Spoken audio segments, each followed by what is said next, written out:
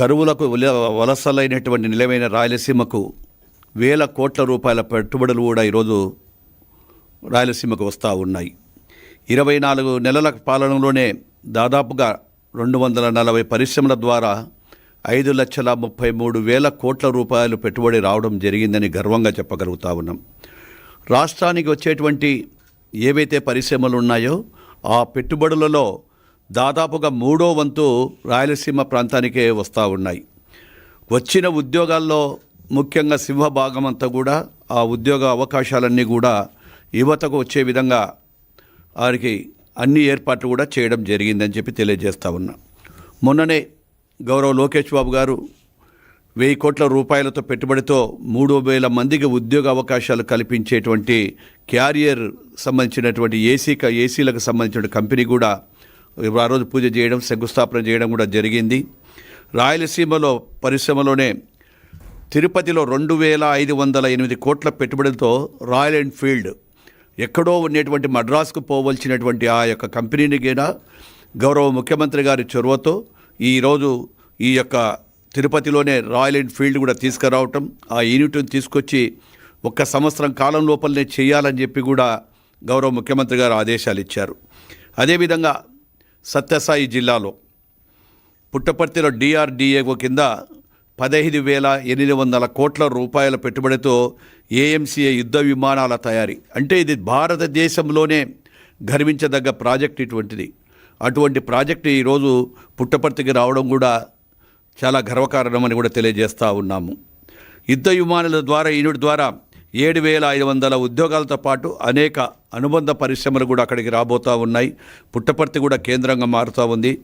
రాబోయే రోజుల్లో పుట్టపర్తిలోనే 1,50,000 కోట్ల రూపాయలు పెట్టుబడులు పెట్టడానికి ఈ యొక్క ఇండస్ట్రీస్ కానీ పరిశ్రమలందరూ కూడా అధిపతులందరూ కూడా ముందుకు వస్తూ ఉన్నారు.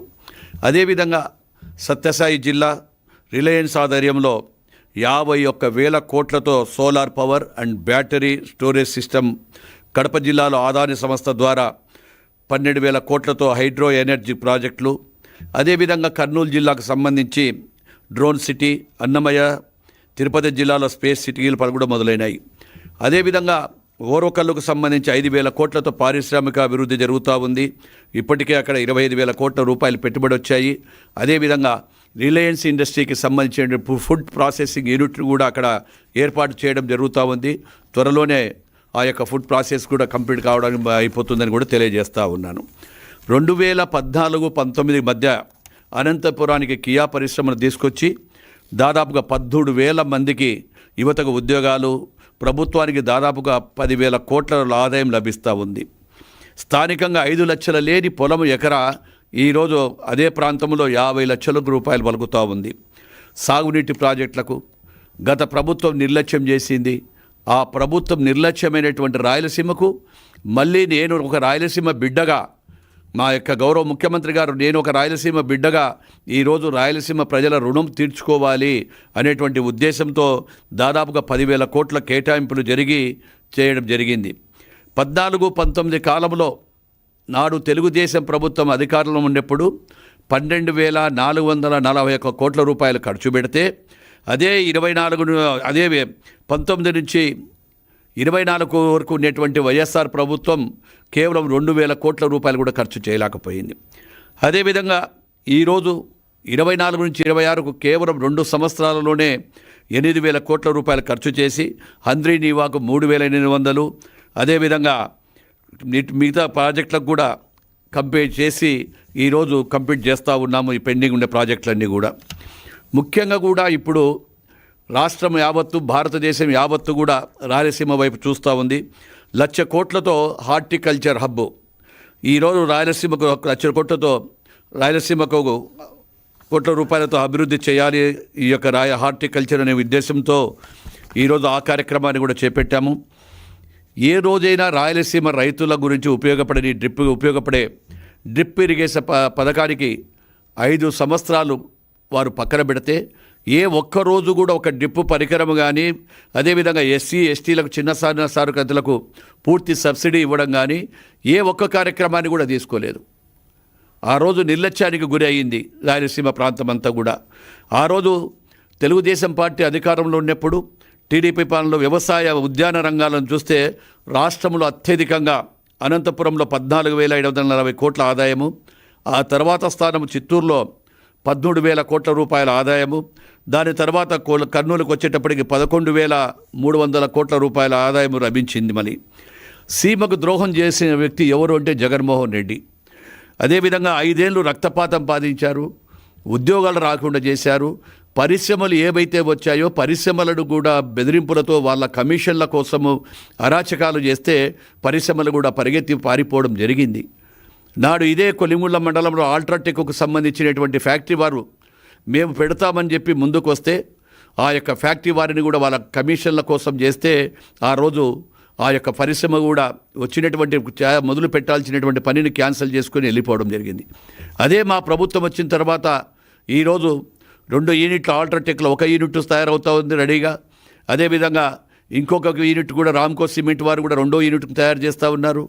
ఈరోజు పరిశ్రమలు వస్తూ ఉన్నాయంటే ఒక బ్రాండ్ అంబాసిడర్గా ఉన్నటువంటి గౌరవ ముఖ్యమంత్రి శ్రీ నారా చంద్రబాబు నాయుడు గారిని చూసి వారి విజన్ను చూసుకొచ్చి ఆ విధంగా వారికి కూడా ఈరోజు పరిశ్రమలు మేము పెడతామని చెప్పి 1,000 కోట్ల రూపాయల పెట్టుబడులు పెట్టడానికి ఈరోజు దేశ విదేశాల నుంచి కూడా పరిశ్రమలు పెట్టడానికి పారిశ్రామికవేత్తలందరూ కూడా ఈ యొక్క ఆంధ్ర వైపు అటు రాయలసీమ వైపు, ఎందుకంటే అందరికీ సంతృప్తి జరిగినటువంటి సిమెంట్ ఇండస్ట్రీస్కి ముఖ్యంగా అక్కడ కావాల్సినటువంటి రా మెటీరియల్ అంతా కూడా అక్కడ ఉంది.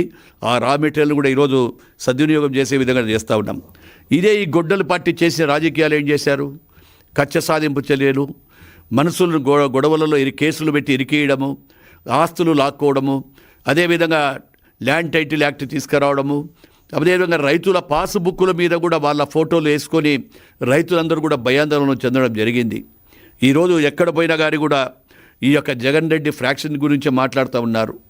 గతంలో తెలుగుదేశం పార్టీ అధికారంలో ఉన్నప్పుడు గౌరవ ముఖ్యమంత్రి గారు ఫ్రాక్షన్ నిర్మూలన చేసి ఆ రోజు ఎవ్వరికి ఏ ఇబ్బందులు ఉండద్దు, అందరూ సుఖ సంతోషాలతో ఉండాలి ప్రజలని ఆ రోజు ఫ్రాక్షన్ లేకుండా చేస్తే, మళ్ళీ ఈరోజు గొడ్డలి పార్టీ అధ్యక్షుడు వచ్చిన తర్వాత మళ్ళీ తన యొక్క వికృత రూపంతో ఎక్కడ చూసి కూడా 5 సంవత్సరాలు దాడులు జరిగాయి.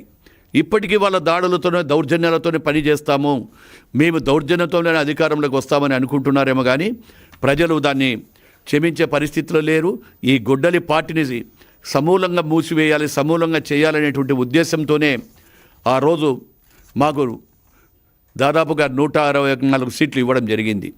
కేవలం ఈరోజు 11 సీట్లకే ఈ 151 సీట్ల నుంచి 11 సీట్లకు వచ్చిన తర్వాత ఇప్పటికీ కూడా గొడ్డలి పార్టీ అధ్యక్షుడిలో ఎలాంటి మార్పు రాలేదు. గొడ్డలి పార్టీ అధ్యక్షుడు ఒకటే అనుకుంటున్నాడు, మేము దౌర్జన్యాలు చేస్తాము, మళ్ళీ మా ప్రభుత్వం వస్తుంది, రప్ప ఆడిస్తాము. ఏంటి, ఒక మాజీ ముఖ్యమంత్రి ఈరోజు ప్రజలకు సంబంధించినటువంటి సమస్యల మీద నువ్వు మాట్లాడాలి తప్ప మళ్ళీ రప్ప ఆడిస్తాము, పొట్టేళ్ళు కోసినట్టు కోస్తాము. ప్రజలు మిమ్మల్ని ఆల్రెడీ కోసేశారు, ఏ విధంగా మిమ్మల్ని రఫ్ ఆడిచ్చేశారు. 151 సీట్ల నుంచి 11 సీట్లకు ప్రతిపక్ష హోదా కూడా దక్కలేదు మీకు. ప్రతిపక్ష హోదా దక్కని వాళ్ళకు ఇంకా సిగ్గు శరం లేకుండా ఈరోజు మళ్ళీ విచ్చలవిడిగా కూడా విజృంభించి అనేకమైన కార్యక్రమాలు ఈరోజు ఏదో చేసుకొని రాష్ట్రంలో శాంతియుతంగా ఉన్నటువంటి రాష్ట్రంలో పరిపాలనలో కూడా అనేకమైన ఇబ్బందులు కలిగేట్టుగా చేస్తూ ఉన్నారని కూడా తెలియజేస్తూ ఉన్నాము. ఏది ఏమైనా రాయలసీమ ప్రాంతానికి అటు ఇరిగేషన్ ప్రాజెక్టులు కానీ అదేవిధంగా పరిశ్రమలు కానీ ఇవన్నీ కూడా రావాలంటే ఒక తెలుగుదేశం ప్రభుత్వంతోనే సాధ్యం. మా యువ నాయకుడు శ్రీ లోకేష్ బాబు గారు కూడా నిత్యం ఎక్కడెక్కడ పరిశ్రమలు వస్తున్నాయంటే వారి దగ్గరికి వెళ్ళి ఈ పరిశ్రమలు మా ప్రాంతంలో పెట్టండి, మీకు సింగిల్ విండో కింద కూడా అనుమతులు ఇస్తాము, మీకు కావాల్సినటువంటి సహాయ సహకారాలు మాకు ఉంటాము, మా ప్రాంతంలో యువతకు ఉద్యోగాలు కల్పించాలి అనేటువంటి ఉద్దేశంతో ఈరోజు నారా లోకేష్ బాబు గారు కూడా నిత్యం కూడా పరిశ్రమల కోసం వస్తూ ఉన్నారు. ఈరోజు అదేవిధంగా రాయలసీమ ప్రాంతంలో హార్టికల్చర్ హబ్కు అనువైన ప్రాంతము, ఆ ప్రాంతానికి ఈ 1,00,000 కోట్లతో రూపురేఖలే మారబోతున్నాయి. ఏదైతే హార్టికల్చర్ హబ్ వస్తూ ఉందో దాని ద్వారా లక్షల కోట్ల రూపాయలు ఈరోజు ప్రభుత్వం ఖర్చు పెట్టి ఈ యొక్క రాయలసీమను రతనాల సీమగా మార్చాలనేటువంటి మా గౌరవ ముఖ్యమంత్రి గారి ఆలోచనలకు ప్రజలు కూడా స్వాగతిస్తున్నారు. ఈ యొక్క గొడ్డలి పార్టీ అధ్యక్షుడు ఎన్ని కలలు కన్యా, ఎన్ని మాటలు చెప్పినా ఈరోజు ప్రజలు నమ్మే పరిస్థితుల్లో లేరు. రేపు రాబోయే స్థానిక ఎన్నికలలో వాళ్ళకి ఎక్కడ కూడా డిపాజిట్లు కూడా రావు. ఈరోజు చూస్తూ ఉన్నాం ఎక్కడ పోయినా అరాచకము. గతంలో రాజధానిని చూసి సర్వనాశనం చేశారు, పోలవరాన్ని నాశనం చేశారు. మళ్ళీ ఇక్కడ రాజధానిలో ప్రశాంతంగా ఉండేటువంటి రాజధాని ఈరోజు అభివృద్ధి వరకు పరుగులు పెడతా ఉంటే ఏదో సంబంధం లేని రౌడీలను తీసుకొచ్చి, ఎక్కడ రైతులు కానీ వాళ్ళని తీసుకొచ్చి రాయలసీమలో మళ్ళీ ఆ యొక్క రైతుల దగ్గరికి తీసుకెళ్ళి అక్కడ కూడా మళ్ళా ఆ యొక్క అల్లర్లు సృష్టించడానికి చేస్తూ ఉన్నారు. ఏది ఏమైనా మా ప్రభుత్వం శాంతియుతంగా ఏది చేయాలనుకున్నామో ఆ యొక్క ఈరోజు రాయలసీమ దీనికి యొక్క సంబంధించినటువంటి రాజధాని ఖచ్చితంగా నిర్మించడం అయిపోతుంది. త్వరలోనే అన్నీ కంప్లీట్ అవుతూ ఉన్నాయి. అటు రాయలసీమ, ఉత్తరాంధ్ర, ఆంధ్ర అన్ని ప్రాంతాలకు సమన్వయం చేయాలనేటువంటి ఉద్దేశంతోనే గౌరవ ముఖ్యమంత్రి గారు అటు పెట్టుబడులు కానీ, రాయలసీమకు హబ్బు కానీ, ఇండస్ట్రీస్ కానీ తీసుకొస్తా ఉన్నాం.